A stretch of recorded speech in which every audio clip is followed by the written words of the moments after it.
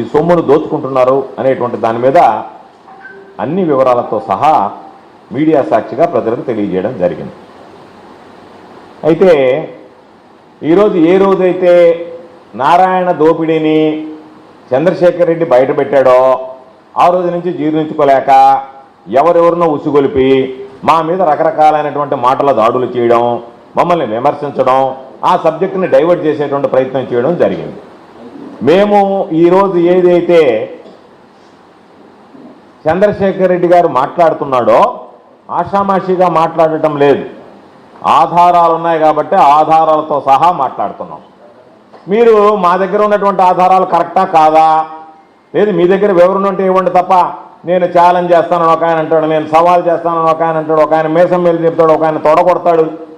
మేము తొడగొట్టడానికి మీసాలు మేలు తిప్పడానికి రాలేదు కదా. మేము అడిగింది ఏంది, ఈరోజు జవాబుదారీగా మంత్రిగా ఉన్నటువంటి వ్యక్తి మీ నేతృత్వంలో మున్సిపల్ కార్పొరేషన్ పరిధిలో దోపిడీ జరుగుతుంది.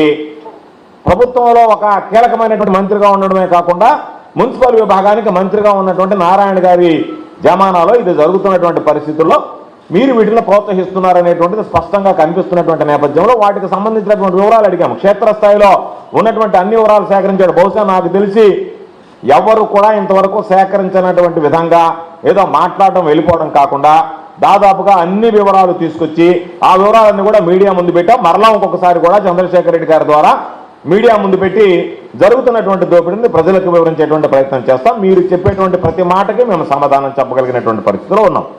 ఈరోజు మేము ఏం చెప్పాము, చంద్రశేఖర్ రెడ్డి గారు ఏం చెప్పాడు, కొన్ని డివిజన్లు తీసుకున్నాం. ఉదాహరణకి ఇది 11వ డివిజన్కి సంబంధించినటువంటి వర్క్ ఆర్డరు.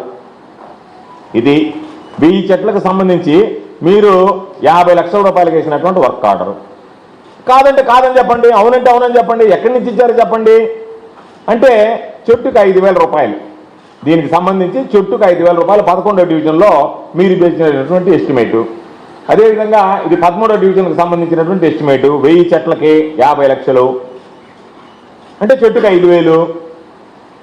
అదేవిధంగా ఇది 15వ డివిజన్కి సంబంధించినటువంటి ఎస్టిమేట్ మీరు తయారు చేసిందే 400 చెట్లకి 20 లక్షలు అంటే 5,000 రూపాయలు.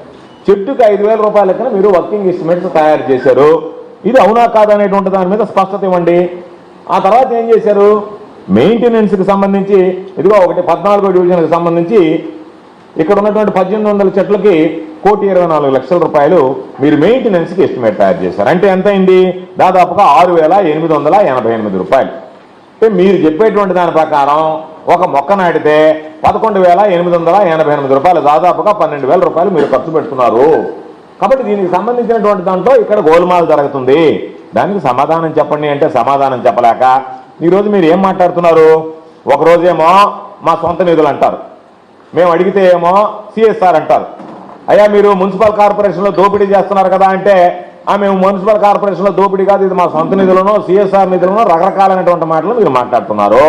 మేము అడుగుతున్నాం మిమ్మల్ని, బీఆర్ కాలేజీకి సంబంధించి ఇదిగో 5 కోట్ల రూపాయలు 5 కోట్ల రూపాయలు ఎక్కడ 10 కోట్ల రూపాయలు మున్సిపల్ కార్పొరేషన్ నిధులు ఖర్చు పెట్టాలని చెప్పి మున్సిపల్ కార్పొరేషన్లో ఆమోదించి ఆనాటి మేయర్గా ఉన్నటువంటి మేయర్ గారు సంతకం పెట్టి ఇనాంటిసిపేషన్ వేసినటువంటి ఆర్డరు. ఆ తర్వాత కౌన్సిల్ సమావేశంలో దీన్ని మీరు రెగ్యులర్గా తీర్మానం చేపట్టి దానికి సంబంధించినటువంటి దాంట్లో 10 కోట్ల రూపాయలు వాడుకోవాలని చెప్పి తీర్మానాలు చేసినటువంటి మాట వాస్తవమా కాదా? ఈరోజు మాకున్నటువంటి కన్సర్న్ ఏంది, ఈరోజు ఎమ్మెల్సీ గారు ఒక ఇన్ఫర్మేషన్ అడిగాడు కమిషనర్ని. ఏమని అడిగాడు, అయ్యా మీరు ఏ విధంగా చెట్లు వేశారు, ఏ విధంగా విఆర్ కాలేజీకి సంబంధించినటువంటి ఫెసిలిటీస్ ప్రొవైడ్ చేస్తున్నారు, దానికి దేనికి ఖర్చు పెట్టారు అంటే ఎంత బాధ్యత రాహిత్యమైనటువంటి కమిషనర్ అంటే నెల్లూరు మున్సిపల్ కమిషనర్. ఆయన ఏమనుకుంటున్నాడో నాకు అర్థం కావడం లేదు. కానీ ఆయన ఒక లెటర్ ఇచ్చాడు, నో సచ్ డిపిఆర్ అని చెప్పి.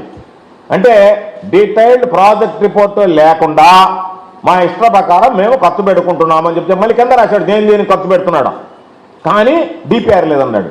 అసలు ఈ కమిషనర్కి సిఎస్ఆర్ ఫండ్స్ అంటే తెలుసా, ఏ విధంగా సిఎస్ఆర్ ఫండ్స్ వస్తాయో తెలుసా?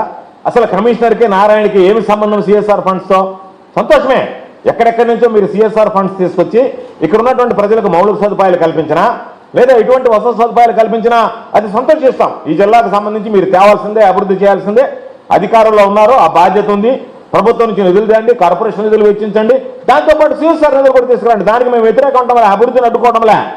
అభివృద్ధి ముసుగులో మీరు చేస్తున్నటువంటి దోపిడీకి సంబంధించి మేము ఈరోజు మిమ్మల్ని ప్రశ్నిస్తున్నాం. ఉన్నటువంటి